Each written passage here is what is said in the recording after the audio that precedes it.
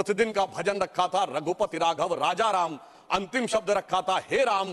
परंतु हे राम, मैं ये कहना चाहूंगा उन राम को भी प्राण प्रतिष्ठित करने में इतना संघर्ष करना पड़ा जो भारत के समाज से लेके आध्यात्म और मन तक विद्यमान थे, जिसे हम लोग उस आंदोलन के समय कहते थे कि ये तन प्रभु राम का, मन प्रभु राम का, तो हर क्षण बोलिए जय श्री राम की।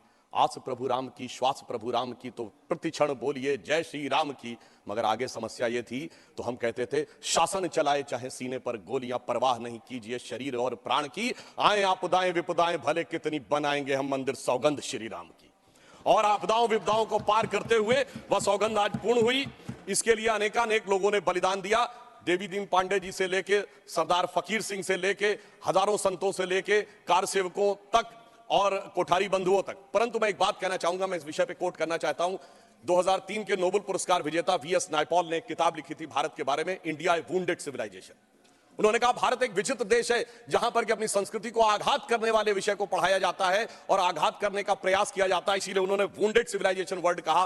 मैं इसलिए कह रहा हूं कि जो इतिहास में प्रत्यक्ष प्रमाण थे उनको भी झुटलाने का प्रयास हुआ। श्री राम जन्मभूमि केस के सिर्फ 2 उदाहरण बताना चाहता हूं।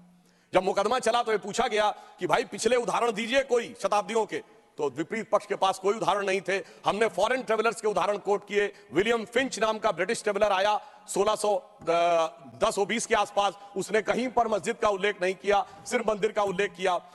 फ्रेंच ट्रेवलर आया जोसेफ टिफेंथलर 1720 के आसपास, तो वो कहता वहां पर चबूतरा है जिसमें कि और एक पक्ष पे वो मस्जिद की बात करता है और बताता है कि रामनवमी पे लाखों की भीड़ लगती है।